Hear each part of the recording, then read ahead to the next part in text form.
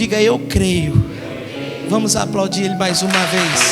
Pode sentar em nome de Jesus. Amém. Louvado seja Deus, irmãos. Que Ele possa engrandecer você a cada momento, a cada dia, cada hora, cada minuto, cada segundo. Que você seja maior do que os montes. Amém? Eu tenho uma palavra para dar para você. Essa palavra hoje ela vai vir mais como um ensinamento. Não há revelações nessa mensagem, mas é um ensinamento muito importante. E o Senhor Deus, eu estava em oração. Eu estou com muitas boas mensagens. Estou com uma lista de estudos aqui. Eu estou com pelo menos uns 3 estudos prontos. Tem uns 2 que eu ainda não terminei com você. Mas essa palavra ela está dentro de mim. E eu quero falar sobre a redenção. O que é redenção, pastor? É o resgate. É a volta. A redenção, ela nada mais é do que o Senhor Jesus trazendo de volta aqueles que estavam perdidos. Diga glória a Deus. E nós somos esse povo. Nós somos as pessoas que o Senhor Deus, Ele resgatou. Diga glória a Jesus. Mas eu tenho que te dar essa palavra, irmãos, por 2 razões. Porque aqui hoje, no nosso meio, aqui hoje, nessa reunião, tem algumas pessoas que ainda não tomaram a decisão no seu coração de seguir Jesus de fato. E tem algumas pessoas que um dia já até tomaram a decisão, mas elas se perderam no meio do caminho. Elas estão precisando de ajuda hoje para se reencontrar com o Senhor. Diga glória a Deus. Então Deus ele colocou essa palavra no meu coração. Se você quiser anotar, o tema é redenção. Para falar de redenção a gente tem que falar desde Adão, porque tudo começou lá no início, quando o Senhor Deus ele fez o homem. Ele criou Adão, a sua imagem, a sua semelhança, e ele colocou Adão no jardim, e ele deu a Adão a liberdade para viver. Ele deu a Adão o domínio de tudo. Ele entregou a Adão o poder sobre aquela terra, sobre tudo que tinha nela, quando ele diz dominai. Então Deus deu para Adão o poder de viver bem naquele lugar. Mas Deus ele viu que não era bom que o homem vivesse só. E aí então ele tira da costela de Adão, ele faz a mulher, Eva, e entrega essa para ser auxiliadora. Ela vem com o propósito de ajudar o Adão, de ser uma bênção na vida dele. Mas você conhece a história. O diabo, ele não estava feliz com o projeto, o plano de Deus. Ele não é feliz de ver uma pessoa vivendo na presença de Deus, vivendo para a glória de Deus. Então o diabo ele se levanta, ele tenta. E ele veio em forma de uma serpente, a Bíblia diz, e ele começou a conversar com a Eva. Imagino eu que o diabo ele espera oportunidades, a Bíblia diz, né? Tanto que lá em Efésios a Bíblia diz: não deis lugar a quem? Eu imagino que a Eva estava parada de frente àquela árvore que tinha o fruto, do qual Deus disse: ó, não coma desse fruto, porque no dia que vocês comerem desse fruto, vocês vão conhecer a morte. Deus não falou vocês vão morrer, vocês vão conhecer o quê? A morte, é o pecado. E a Eva acho que estava lá olhando. No momento que ela para olhar, para admirar, ela dá lugar para o diabo. Toda vez que você parar na sua vida, irmão, o diabo vai te alcançar. Por isso você nunca deve parar. Quem está entendendo, diga glória a Deus. Você não deve parar de buscar Deus, não deve parar de ler a Bíblia, não deve parar de orar, não deve parar de servir, não deve parar de dizimar, não deve parar de ofertar, não deve parar de ajudar, não deve parar de perdoar, não deve parar de pedir perdão quando preciso. Se você para, o diabo te alcança. E aí então ele encostou em Eva e começou a falar. E ela, uma má intérprete, né? Uma péssima hermeneuta, Eva fala para a serpente: não, Deus disse que se eu comer eu morro. Ele falou: mas não é bem isso. Deus está mentindo para você. E se você comer, você não vai morrer coisa nenhuma. Ao contrário, você vai ser como ele. Come o fruto para você ver. E ela teve a capacidade de se arriscar no pecado, no fruto proibido. E ela come do fruto e abre-se os olhos dela. Dar-se vida à natureza humana, que até então é mortificada, por mais que ela é de carne, mas a natureza humana não impera, ela não vive. E nesse momento que ela come o fruto, desperta-se a natureza humana. E a natureza humana, ela é pecaminosa, ela tende às coisas erradas. E se despertou isso, deu-se lugar à natureza humana. Eva então sente algo diferente, e ela vai correr até o Adão e vai tentar ali, fala para Adão, e ela convence o Adão de comer também do fruto. E ambos naquele dia comeram do fruto. E aí, pastor? E nessa hora então, ambos estiveram mortos diante de Deus. Porque quando uma pessoa peca, essa pessoa, ela morre no mundo espiritual. Ela já está morta. Quando você comete um pecado, no mundo espiritual você já está morto. E você precisa, se quiser a salvação, reviver. E para você reviver só tem um jeito, que é você confessando o pecado, deixando ele, aí você tem a vida novamente, você ressurge, você volta, mas não pecador. O seu pecado ele é esquecido, o seu pecado ele é apagado, e você volta purificado. Quem está entendendo, diga amém. Então ambos eles morreram espiritualmente.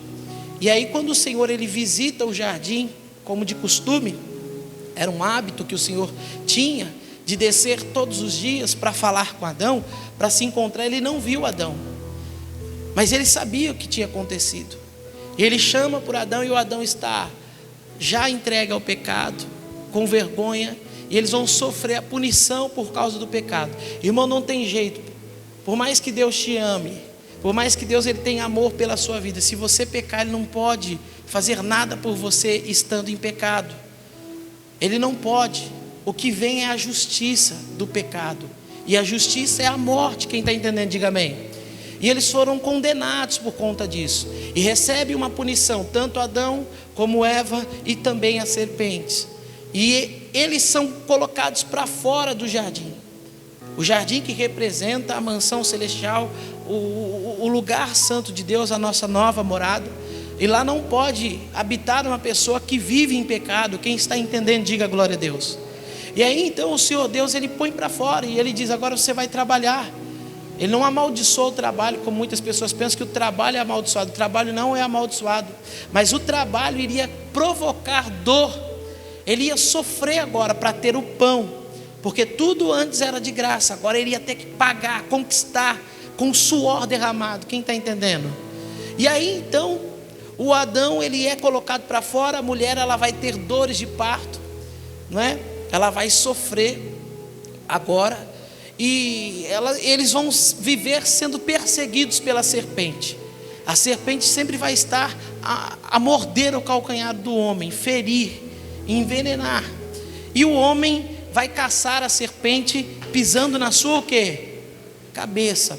Então o que acontece, irmãos? Aqui nós vemos então o início de tudo, quando o homem se corrompe e o homem se torna pecador. Mas o Senhor ele tem um amor tão grande pelas pessoas, que ele não se contentou em ver o homem sofrendo. E aí ele montou um plano para resgatar os filhos perdidos, aqueles que se corromperam, aqueles que estão separados dele.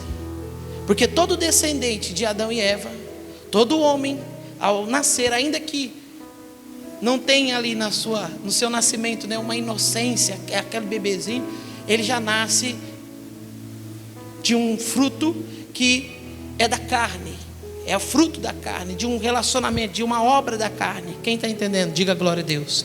Então ele nasce com essas tendências, ele já nasce carecendo de perdão, ele já nasce carecendo de ter uma nova vida em Cristo. Ele precisa ser recriado no Espírito.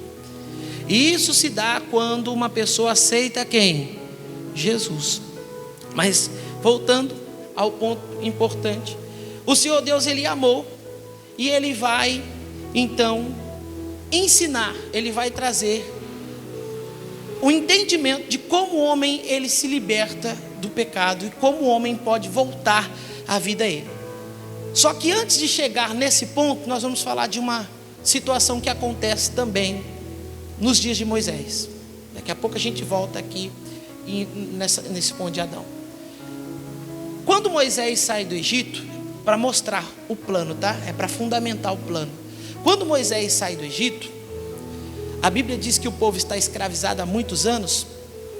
O Senhor Deus, ele usou Moisés como profeta, libertador. E lá Moisés, ele profetizou 10 pragas no Egito. Não foi assim, igreja? Sim ou não? Mas a 10ª praga, você sabe qual foi? Quem lembra qual foi a 10ª praga? A 10ª maldição do Egito. Quem lembra? Foi o que mesmo? A morte de quem?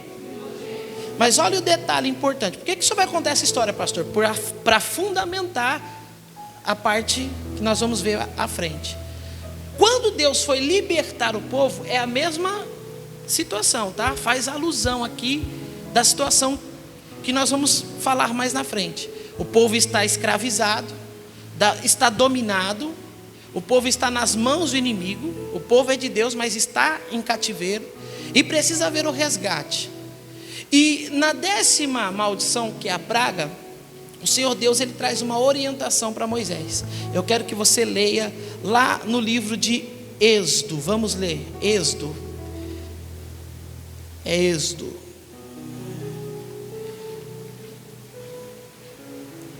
Cadê o pastor José? Eu não anotei o capítulo aqui, pastor. Pega para mim aqui. Fiz a anotação de Levítico, mas não fiz a anotação de Êxodo. No livro de Êxodo, é no capítulo 12. Já achei aqui. Capítulo 11, Deus anuncia para Moisés o plano, o que ele vai trazer como a 10ª praga, ou seja, a 10ª maldição do Egito, para quebrar o coração de Faraó, que até então está lutando contra a vontade de Deus, que é libertar o povo, e o Faraó não quer deixar. Ele quer castigar, ele quer oprimir, ele quer fazer o povo sofrer. E aí então, é capítulo 12, o versículo é o 7. O Senhor Deus, ele vai mandar a última praga. Moisés vai profetizar. Ele vai falar, ele vai se apresentar para o Faraó e ele vai dizer o que vai acontecer. Ó, você não vai deixar ir? Então Deus vai trazer uma praga agora que vai quebrar o seu coração de vez. E aí Moisés, ele teve que reunir toda a congregação hebreia, o povo hebreu, dentro do Egito. E ali numa assembleia ele fala, ele prega o que Deus vai fazer. E ele conta para o povo, ele fala, olha, o plano de Deus é o seguinte, Deus vai mandar um anjo. Esse anjo é um anjo de morte. Esse anjo vai passar sobre o Egito, ele vai cobrir o Egito. Só que o Senhor, ele vai salvar aqueles que são dele. Mas aqueles que são do Senhor e que querem a salvação, terão que fazer o seguinte: terão que pegar um animal e terão que sacrificar esse animal e pegar o sangue desse animal e terão que passar nos umbrais das suas portas e das suas o quê? Janelas.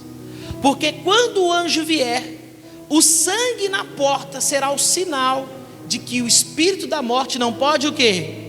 Entrar. É o sinal da salvação. Isso é redenção, irmão. É pelo sangue.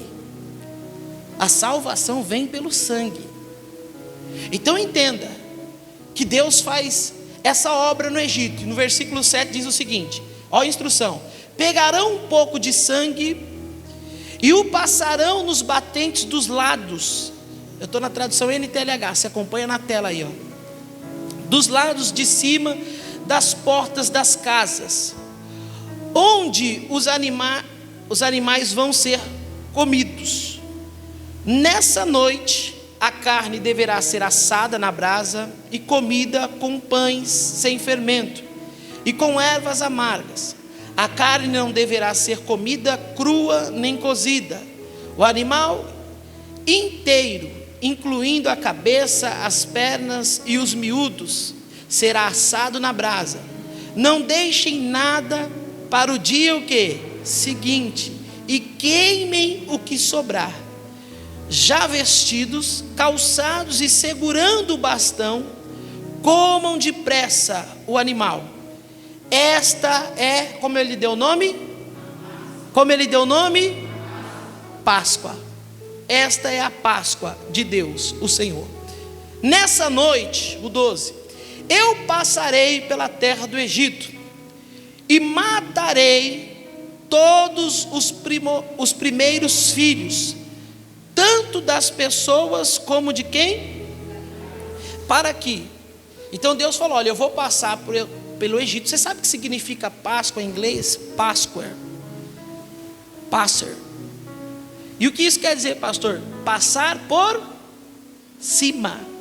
Deus está falando, eu vou passar por cima.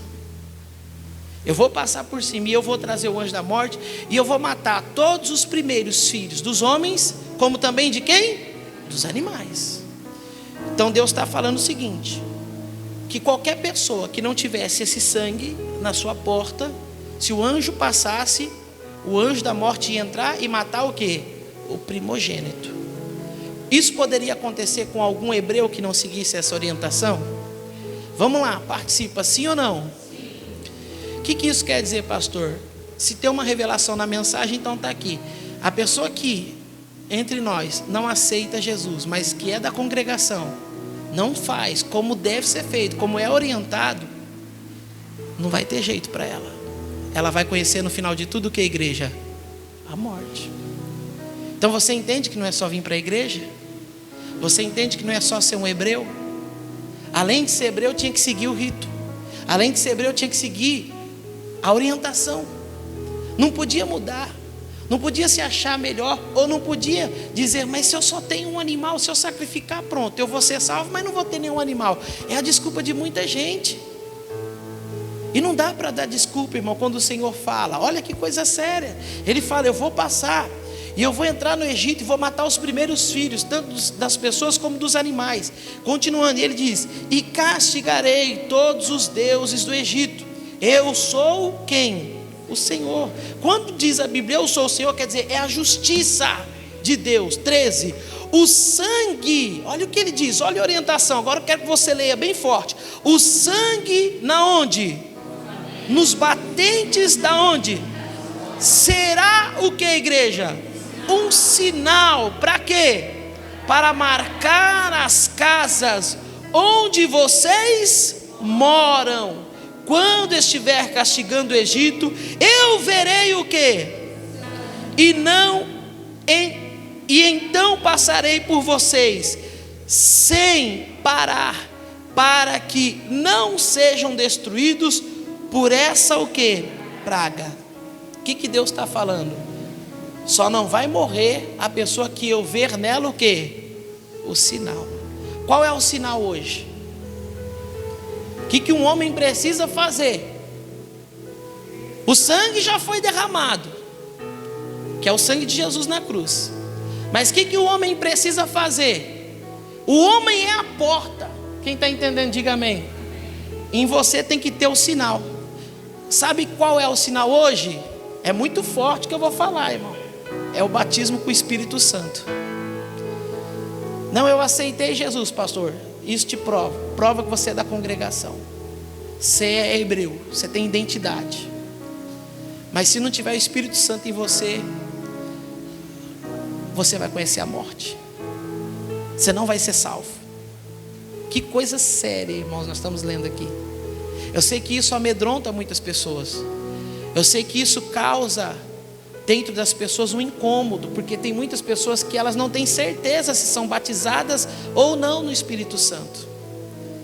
Tem muitas pessoas que falam, eu não sou batizado no Espírito Santo, ela até se entristece. Por quê? Porque ela nunca conseguiu falar em línguas dentro da igreja. Isso já é um fato de preocupar ela. Mas eu quero que você fique tranquilo enquanto é isso. E não fique preso a doutrinas humanas. Por quê, pastor? Porque uma pessoa que tem o Espírito Santo, ela não propriamente deve falar em línguas. Ela não vai falar em línguas só porque tem o Espírito Santo. Sabe por quê? Porque falar em línguas não prova que você tem o Espírito Santo. E o que prova que você tem o Espírito Santo? As obras que você faz. Então tem muitas pessoas que não têm o dom de falar em línguas, mas têm o dom de profetizar. Quem está entendendo, diga glória a Deus. Falar em línguas é só um dom. Então, Você precisa do batismo no Espírito Santo, mas nós vamos falar isso mais à frente, para você entender. Ele mandou passar o que, a igreja? O sangue. O que a Bíblia mostra mais? Para fundamentar ainda, Levítico capítulo 4, vamos lá.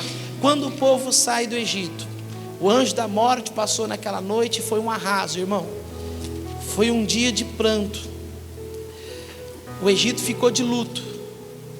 Imagina, eu tô triste por um fato que aconteceu perto, né, dentro, não na minha família, mas próximo. Eu tenho uma prima, ela casou com um amigo meu de escola. Então a gente, além de ser parente, né, porque ele casou com a minha prima, a gente é amigo antes de ser parente. E eu conheço o irmão dele. O irmão dele não é tão meu amigo como ele, né, como esse meu primo. O irmão dele já era um pouco mais velho, mas eu conhecia. E o filhinho dele faleceu antes de ontem, 6 anos de idade. Irmão, quando eu vi a foto da criança, eu não aguentei, eu chorei. Por que eu chorei? Porque quando eu vi a criança, eu lembro das minhas filhas. E eu fico tentando imaginar qual dor é de um pai sepultar um filho. Misericórdia, Jesus.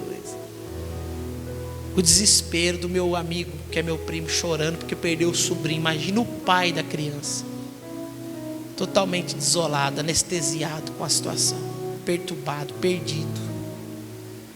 Menininho lindo, moreninho do olho verde, você tem que ver que coisa mais linda, 6 anos. Morreu do quê, pastor? Não sabe explicar ainda. Diz que ele teve um acidente dentro da escola. Eu só sei disso, que ele teve um acidentezinho dentro da escola. Acho que coisa boba. E aí levaram para o médico, só que chegou no médico, o menininho estava passando mal, ele foi constatado uma bactéria. Agora eu não sei se foi no pulmão ou no coração, mas o menino morreu de uma parada. O médico falou: a gente tem que entubar o menino. Entubou ele meia-noite. Quando foi 4 horas da manhã, o menininho faleceu. Que desespero, irmão, que coisa terrível. Então imagina no Egito, porque o Senhor Jesus, ele falou uma coisa: qual é o pai que é mau? Que se o filho pedir um pão, ele vai dar pedra. O faraó podia ser o que for, mas dentro dele tinha um sentimento de pai. Quem está entendendo, diga amém. Eu estou tendo que acompanhar um caso, por conta da faculdade. Vocês devem ter visto na televisão o caso da menininha Lara. Alguém ouviu? A menininha que foi morta, agora foi, a perícia diz que foi ou com um martelo ou com uma picareta, que deram 4 golpes na cabeça da criança, de 12 anos, né? Ela morre de traumatismo. Então, para desvendar, um caso muito complexo, não sabe se é uma cobrança de dívida, se foi tentativa de abuso sexual da criança, qual é a ideia de tudo aquilo, ninguém sabe. O caso está para ser desvendado, tem um suspeito, não tem? Ele está foragido, não está? Aí que está, a gente fala, é culpado. Por que é culpado? Porque fugiu. Mas e uma pessoa com medo? O medo faz coisa, irmão. Eu já tive medo, você já teve medo? Ele já foi preso. Eu entendo também, quem não deve. Mas e se você tem trauma? Tem gente que não sai de casa quando chove, porque tem medo de trovão. Eu não estou defendendo ele não, porque ele pode ser culpado, mas pode também não. Só o futuro vai dizer isso. Mas até então ele é o principal suspeito, porque tem um buraco na casa. Vocês já viram lá tudo o caso, sim ou não? Então, eu estava vendo a entrevista da mãe do suspeito, e ela dizia: o meu filho é o meu filho não fez isso. O meu filho, ele não foi uma pessoa boa no passado, mas o meu filho está remido. Meu filho, ele não está mais mexendo com coisa errada. E um que é cliente dele, porque ele é vendedor, falou: olha, se foi ele, para mim vai ser uma grande surpresa, mas até agora eu não acredito. Para mim ele está no lugar errado, na hora. Pode ser que seja isso. O diabo, ele é sujo para destruir a vida de uma pessoa. Mas o que eu quero que você entenda, irmão? O pai, ele vai olhar para o filho e vai sentir a dor. Aquela mãe, ela está sentindo a dor de ter um filho foragido, de ter um filho que está sendo caçado. Não tem jeito. É o pai, ele vai amar o filho do jeito que é, sendo filho bom ou sendo filho o quê? Mal. Então imagine o luto do Egito. O Egito, irmão, estava sangrando no dia seguinte. Deus passou e castigou, mas foi avisado. Poderia ter um hebreu chorando também no dia seguinte, mas os hebreus, eles seguiram a orientação. Irmão, se você não quer ir para um lugar de choro, de ranger de dentes, você tem que seguir as orientações de Jesus. Olha o que diz Levítico capítulo 4, versículo 27, fundamentando, se uma pessoa, Moisés trouxe esse entendimento, quando eles já estavam concentrados, né? Agora eles eram um povo, já estavam fora do Egito e precisavam de leis para viver. E aí Moisés trouxe esse entendimento dirigido por Deus, no capítulo 4, versículo 27 de Levíticos. Se uma pessoa do povo, sem querer, quebrar uma das leis de Deus, é pecado, querendo ou não querendo, e for culpada de fazer aquilo que o Senhor proibiu, logo que for avisada de que cometeu o pecado, ou seja, quando ela descobrir que cometeu o pecado, trará como sua oferta a Deus uma o quê? Cabra. Aí muda a tradução, tá? Talvez a sua fala ovelha. Trará uma cabra sem defeito para tirar o quê? Para tirar o quê, igreja? O pecado que cometeu. A pessoa porá a mão na cabeça do animal e fará o quê? E o matará no lado norte do altar, onde são mortos os animais que são queimados em que, igreja? Em sacrifício. Os animais são queimados em sacrifício. O sacerdote molhará o dedo no sangue do animal e o porá nas pontas do quê? Do altar, onde os animais são queimados, e derramará o resto do sangue na base do quê? Então esse derramamento de sangue animal servia para quê? Para encobrir o que, igreja? O pecado. Então não tem outro jeito de você ser livre do seu pecado, se não for por meio do quê? Do sangue. Abre a sua Bíblia lá no livro de Romanos, capítulo 5, versículo 17. Romanos, capítulo 5, versículo 17. Olha o que a Bíblia... Vamos ler logo o versículo 20. Põe na tradução a tradução comum. Romanos 5, 20. O 17 fundamenta que o pecado entrou pelo um homem. E o homem nós já sabemos. Qual é o nome do homem? O primeiro homem na terra, como é o nome dele? Por onde entrou o pecado? Pela vida de quem? Foi por esse homem. Se um homem pecou, então não seria um animal que tinha que pagar pelo pecado do homem. Quem tem que pagar pelo pecado é um outro homem. Então se um homem peca, a maldição só vai ser quebrada se um outro homem pagar. Então tinha que ser sangue, mas não de um animal. Agora sangue de quem? De um homem. Por isso Deus enviou o seu Filho Jesus Cristo, como Isaías profetizou no capítulo 53, no versículo 7, que ele viria como uma ovelha muda e se entregaria. Ele iria ao matadouro para pagar pelos nossos pecados. O castigo que ele levou era merecido a quem? A nós. Quem está entendendo, diga amém. Então o Senhor Deus, com amor e com bom preço, ele nos compra. E ele vai fazer o sacrifício, porque é lei. Ele precisa fazer o sacrifício. E o sacrifício tem que ser de sangue humano. Tem que ser alguém sem mancha, porque o cordeiro não podia ter defeito, não podia ter falha. Então um outro pecador não poderia morrer por alguém que tinha pecado. Tinha que ser alguém sem pecado.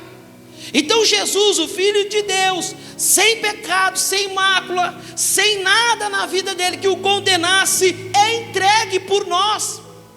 Ele viveu 33 anos.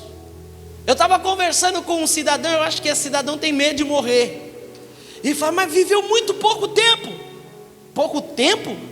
Você sabe o que é ficar 33 anos separado da glória de Deus, do seu Pai? 33 anos é muito tempo. 33 anos é uma eternidade. E você só vai saber de fato isso quando você sentar lá na sua cadeira que o Senhor está preparando para você. E você vai falar, nunca teve lugar melhor do que esse. Aqui é a glória de Deus, diga amém. Então Jesus, ele viveu 33 anos, ele viveu como homem, ele teve uma vida, foi tentado em tudo, mas em nada pecou.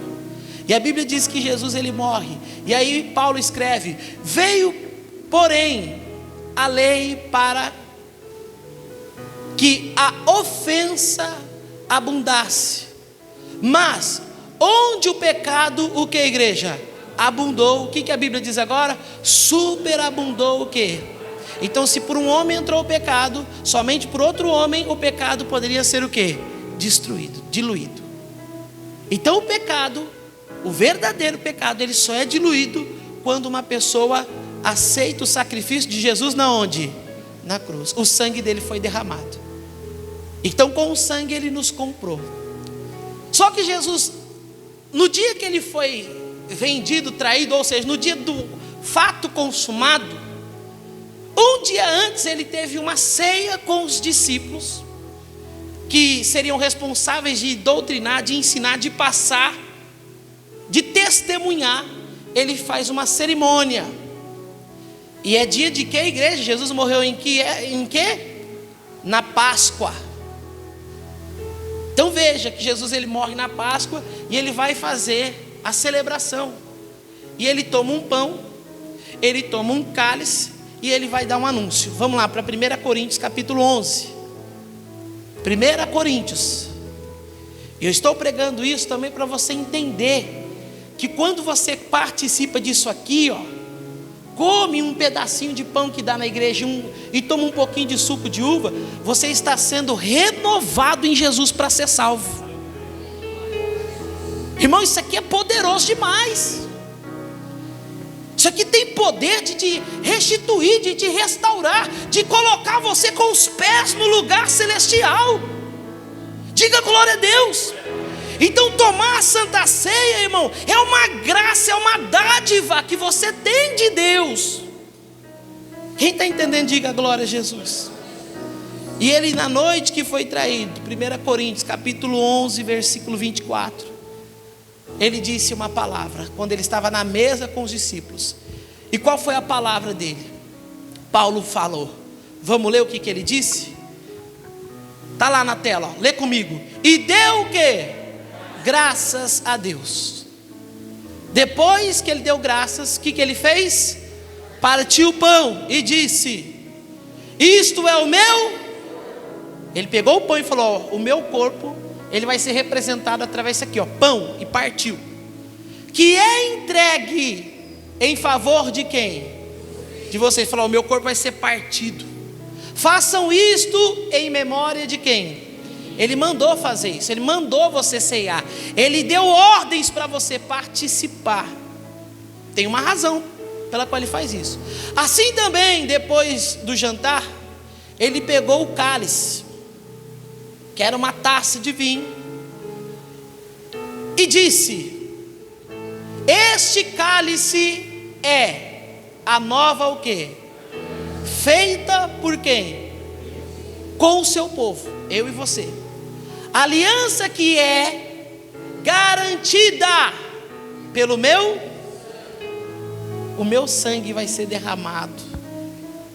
E vocês devem fazer isso, beber do cálice. Olha só, cada vez que vocês beberem deste cálice, e ele diz: façam isso. Tem uma tradução aí, eu acho que na sua deve estar assim: todas as vezes. Alguém tem essa tradução? Na tradução de alguém está essa? Alguém está? Na sua está assim? Todas as vezes. Então preste atenção, aqui tem uma interpretação já, que não é para tomar uma vez na vida. Você não pode participar da Eucaristia uma vez no ano. Você tem que fazer isso todas, no mínimo, pelo menos uma vez no mês. Pelo menos uma vez no mês você deve participar da Eucaristia. Alguém foi da igreja católica aqui? Você estudou sobre a Eucaristia? Quem estudou sobre a Eucaristia? Então você sabe que lá você não pode participar se você não passar por uma preparação. Você não pode comer, você não pode participar da Eucaristia se você não for o quê? Batizado, se você não tiver a crisma, não é? No nosso caso você precisa ter o quê? Aceito Jesus, precisa ser batizado nas águas. Você precisa ser uma pessoa que crê em Jesus Cristo. E aí ele fala: todas as vezes que vocês beberem Todas as vezes que beberem este cálice, em memória de quem? Vai lá, passa aí, irmão. Em memória de mim. Então o que isso quer dizer, pastor? Que você tem uma obrigação. E qual é a sua obrigação? Como eu tenho. Qual é a nossa obrigação? Participar do quê? Da Santa, que é a Páscoa. Nós estamos no mês de abril agora e nós vamos comemorar o quê? A Páscoa. Mas a Páscoa para nós é todo mês. A Páscoa para nós é todos os dias. Porque todos os dias eu tenho que lembrar da morte de Jesus. E quando você toma a Santa Ceia, é para isso, irmão. É para você ser renovado, porque pelo sangue de Jesus você é remido. Então não tem homem que não peque. Você vê que até o pecado que é cometido sem querer precisa de perdão.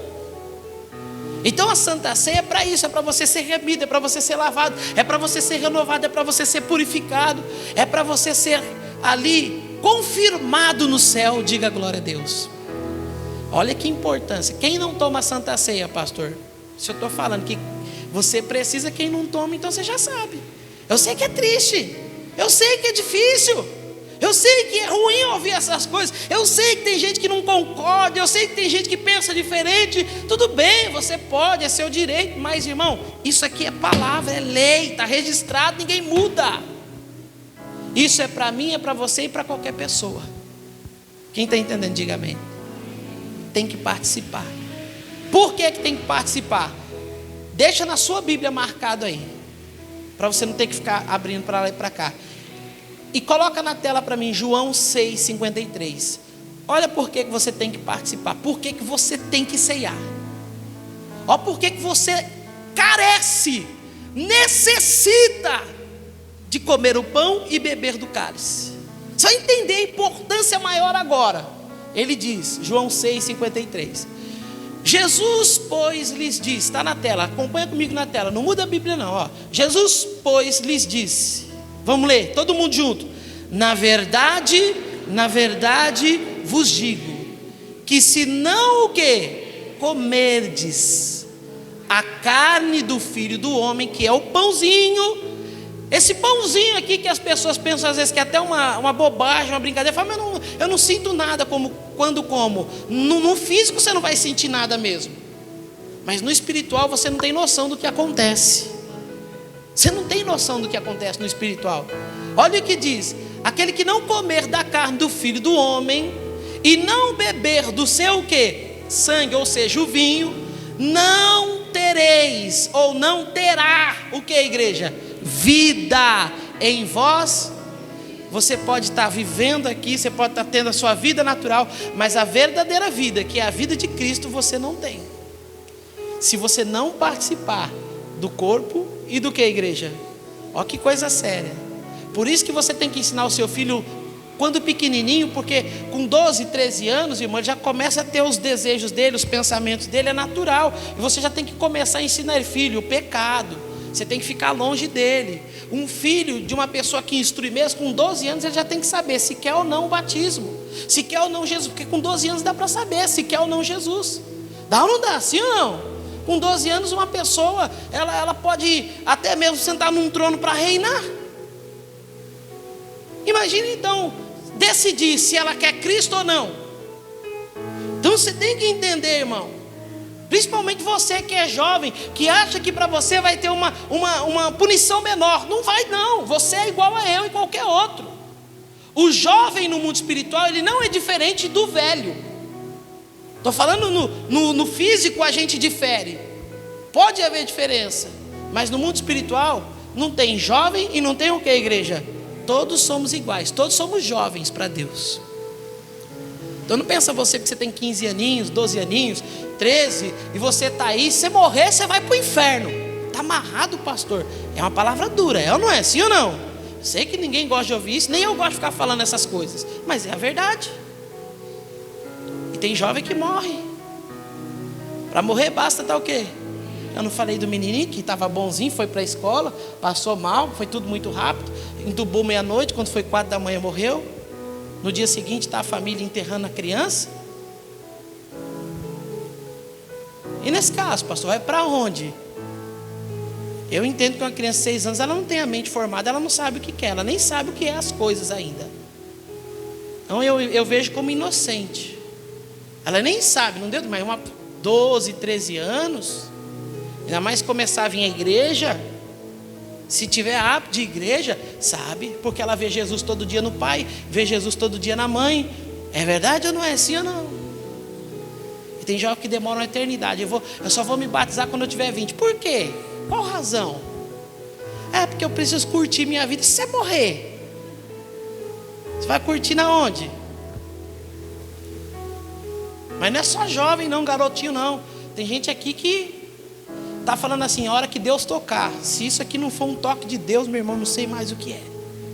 Então veja que se você não come e não bebe, você não tem parte com ele. Então, pastor, eu já sei, eu vou me batizar e aí eu vou começar a tomar Santa Ceia todo mês, pronto, resolvi o problema. Errado.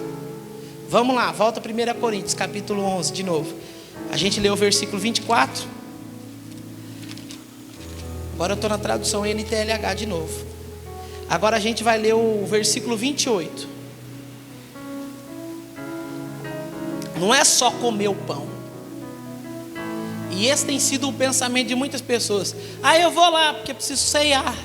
O que é a ceia? É um pão que dá na igreja, um suco de uva. É a ceia. Mas por que faz isso? Não sei. Você sabe que eu nunca quis saber, porque eu sei que eu todo mês. E o que você sente? Nada. Claro, você não entende? Para você não é nada. Para muita gente não é nada. E a ceia, irmão, é Cristo dentro de você. É Ele vivendo em você. Diga glória a Deus. Olha isso, 1 Coríntios 11, 28. Isso aqui eu estou dando para você entender que você não pode fazer errado, só para se livrar, tá? Então eu vou me batizar agora, eu vou tomar a Santa Ceia. Ou eu já sou batizado e estou tomando a Santa Ceia. Glória a Deus. Vamos ver. Portanto, olha o que diz. Que cada um, isso é de individual, tá? Por isso que a gente aqui na Igreja da Graça, a gente não fica examinando, dizendo, irmã, a senhora não vai tomar Santa Ceia. Por que eu não vou tomar, pastor? Porque você faltou no culto de doutrina. Está amarrado. Deus me livre, quem sou eu para falar isso? A mesa está aí. E a Bíblia diz assim, portanto, cada um, é você, examine a sua o quê? Irmão, tem pecado que está muito bem escondido dos homens, mas você não consegue esconder ele da sua consciência, não. Você tem que examinar ela. Examine a sua consciência e então coma do quê? Que é o corpo, e beba do quê? E ele diz, vamos lá, continuando? Pois, olha só, a pessoa que comer do pão ou beber do cálice sem reconhecer que se trata do corpo do Senhor, estará sendo o quê? Julgada ao comer e beber para o seu próprio quê? Castigo. Vamos continuar? E por isso é por isso que muitos de vocês estão o quê? E o que mais? E alguns já o quê? Tem muita gente que vai morrer porque não vai ter força para sair de um problema, porque não vai ter força para vencer uma situação. E tudo decorrente do quê, pastor? De estar dentro de uma igreja brincando de crente. Triste, irmão, eu fico triste. Eu falei num culto desse da semana, eu ando chorando aqui na igreja, irmão. Você não sabe da minha vida, eu sou pastor, eu sei, e eu não preciso provar para você, mas eu estou sendo sincero. Eu ando chorando na igreja, por causa de algumas pessoas que eu vejo levando uma vida de qualquer jeito.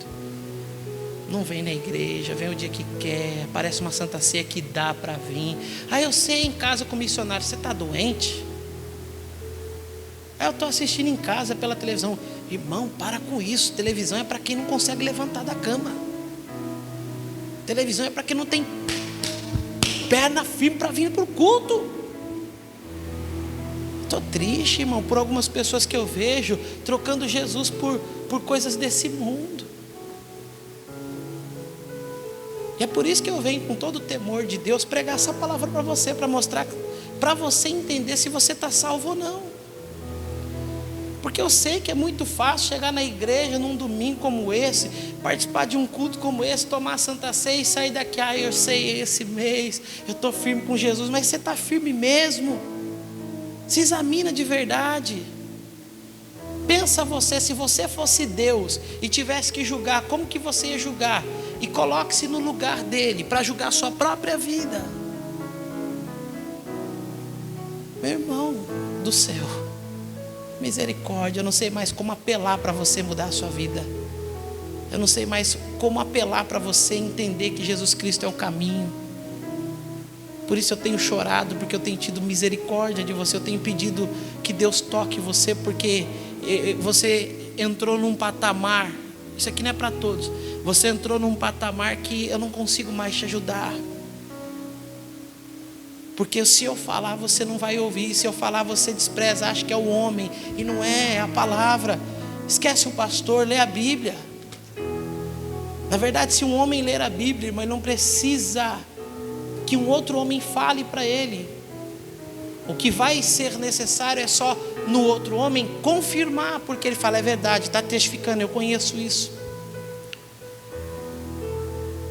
Eu vejo pessoas da igreja, irmão, bebendo. Não mente para mim e não mente para você.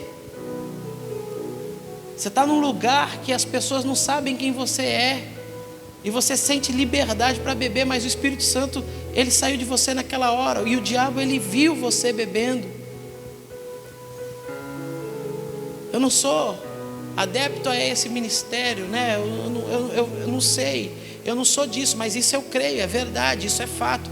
Uma pessoa, ela pode sim, irmão, ter o discernimento, ela pode ter a revelação do que uma pessoa está vivendo e fazendo. Tem pessoas que eu já sonhei com ela aqui. Eu sei o que eu estou falando, eu não estou sendo aqui falso crente não. Eu estou sendo um comandante da sua vida agora, tentando mostrar para você que Jesus Cristo está chegando, a trombeta vai tocar, e quando ela tocar, eu quero você junto comigo no barco para subir. Irmão, não sou eu que vou fechar a porta da arca, quem vai fechar é Ele. E quando Ele fechar a porta, não vai ter como você entrar. Eu posso lá de cima chorar, eu posso lá de cima lamentar, mas eu não vou poder sair para te ajudar. Desperta, meu irmão. Para de brincar com Cristo. Não vai no embalo de pessoas que não são convertidas. Você era uma bênção nessa igreja. Olha onde você está hoje, irmão. Pelo amor de Deus, desperta. Você está morto. Você vai para o inferno se você não mudar. E você sabe onde você entrou nesses dias. Você sabe de onde Deus tirou. Você estava lá se lamentando. Você fez um voto com Ele. Me tira daqui que eu vou ser firme. Me tira daqui que eu vou andar na tua presença. Você mentiu mais uma vez. E vai ter coragem de tomar Santa Ceia hoje. Misericórdia, irmão. Eu estou falando coisa aqui, parece que é pessoal. Não é. É Deus me usando. Eu não estou com raiva de ninguém, porque parece que eu estou com raiva, mas não é. Irmão, eu estou falando para você porque você está dormindo. E Deus está confortando aqui o meu coração, falando que ainda dá tempo. Só que você tem que querer. Talvez você tomou Santa Ceia a vida inteira sem entendimento. Hoje você vai mudar isso. E se você não aceitou Jesus até hoje na sua vida, você vai aceitar. Sou obrigado, pastor? Não. Mas talvez hoje seja a última chamada. A trombeta já tocou e você não viu. Glória a Deus. Põe a mão no seu coração aí. Agora é a tua hora de orar para Deus. Meu Deus, meu Pai, eu sei que parece que estou sendo